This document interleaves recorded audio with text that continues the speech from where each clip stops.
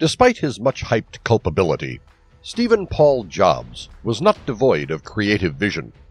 It was his sheer aptitude to foresee the future in the perspective of things that contemporaries did not even guess that had transformed Apple from the darkest corner of a garage to the pinnacle of commercial glory. It is also quite paradoxical that when the maiden iPhone was launched to the inquisitive sight of the larger audience, Steve Jobs was even himself skeptical about the supreme success of the gadget he had brought about. The spur of technological evolution in itself is not intuitively decent or dreadful. The cause of concern is the basic human adaptability with fast-paced technological growth. Saving an exceptional calamitous incident in the offing, the super-fast journey of technological furtherance will proceed to the infinity. In the realm of this reality, the modern rationalist human outlook is gradually disappearing from the philosophical scene of technological affinity that was originally addressed to serve mankind. This is what the relevant author and computer science faculty at Georgetown University, California, viz. Calvin C. Newport, speaks about in his much-talked-about book, Digital Minimalism: Choosing a Focused Life in a Noisy World. While penning his thoughts in the latter stages of the 1940s, the Trappist monk and eminent scholar Thomas Merton discussed how the ingredients of technology penetrate and render a new shape to the internal lifestyle of modern people.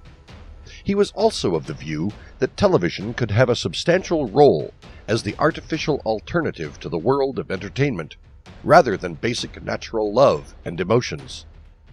An eminent German philosopher, Martin Heidegger, discharged similar thoughts 5 years before Thomas Merton's comments. Heidegger mentioned that the shifting from speaking to the writing zone, the use of typewriter was a suitable substitute. But the transition was not without its flaws. In spite of embracing the convenience of writing and scripting, the typewriter equipment had snatched the decency of manual creativity. The transition from hand to machine had happened naturally and discreetly, such that the mechanization had become the essentiality in human life. As one staggers in the modern digital environment, these observations by Merton and Heidegger seem a bit bizarre in today's context.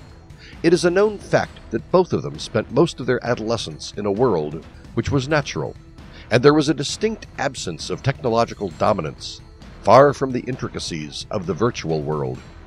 Nowadays, people do take solace from modern gadgets and devices, which are digitally equipped together with the power of artificial intelligence.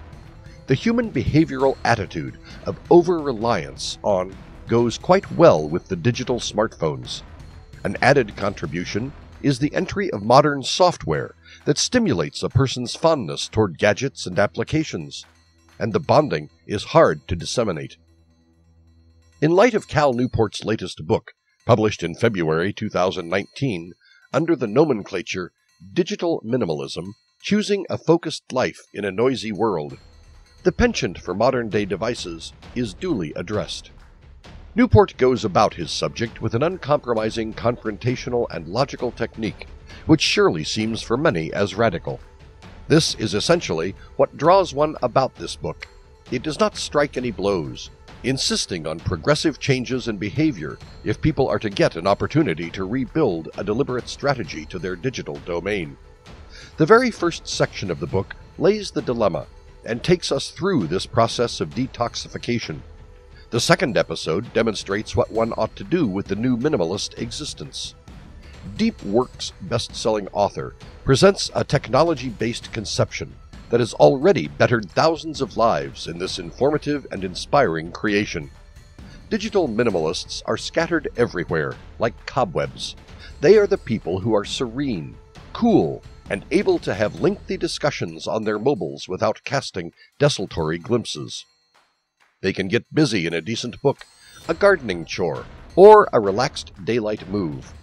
Without the insatiable impulse to report the interaction, they can have loads of fun with family and society. They remain aware of the day's headlines, but they do not feel stressed by it. They do not encounter apprehension of isolation, as they now know what practices give credence and contentment to them.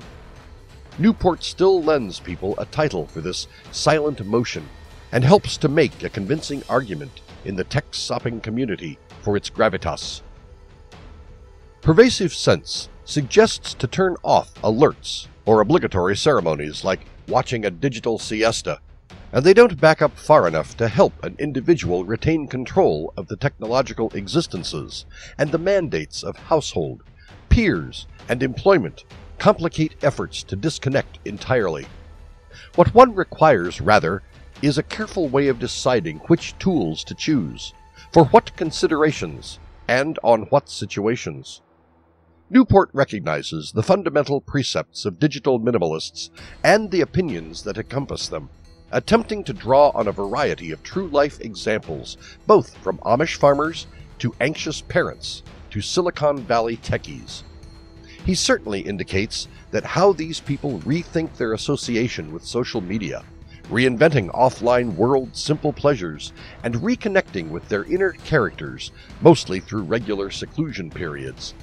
He then accords artifices to integrate these usages into a person's life, beginning with a 30-day planning process of digital decluttering, which has eventually helped thousands who feel less confounded and more assured. Technology is neither right nor wrong inherently. The secret is to use it instead of allowing it to exploit an individual for promoting the values and beliefs. This book points the way forward.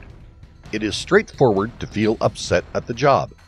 It feels like a person never has time to do anything substantive between packed itineraries with email messages, conferences, and pass-ups, and the continual dragging of social media and the 24-hour media frenzy.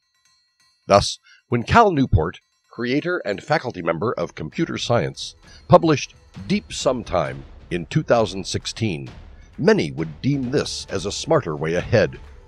In the book, Newport suggested that one needs to be intentional about how the time is spent to do the most select work and live a systematic life. The suggestion was meaningful in 2016, and still, in many ways, it is relevant now. In the next few years, people's lives have become more hectic and disordered, particularly when it fits the mutual technological alliance. It can be as fruitful and as annoying depending on how an individual uses them, like email messages, messaging apps, social media, and so on. How can one get the maximum out of the cool technology sections while safeguarding oneself against the awful? The element of technology has been a significant factor in the financial growth of mankind. It is the symbol of prosperity in the modern era. However, one has also got to determine what technology can have profound impressions, many of which are staggering, so an individual must continue to engage holistically in emerging technologies to start figuring out how to optimize them, what to accept, what to eliminate. In the subject book, Digital Minimalism, Choosing a Focused Life in a Noisy World, Cal Newport strives to answer these enigmas. One can also restore mutual relation with technology to assist all human beings by matching the digital minimalist acumen and not the opposite, because that can be damaging.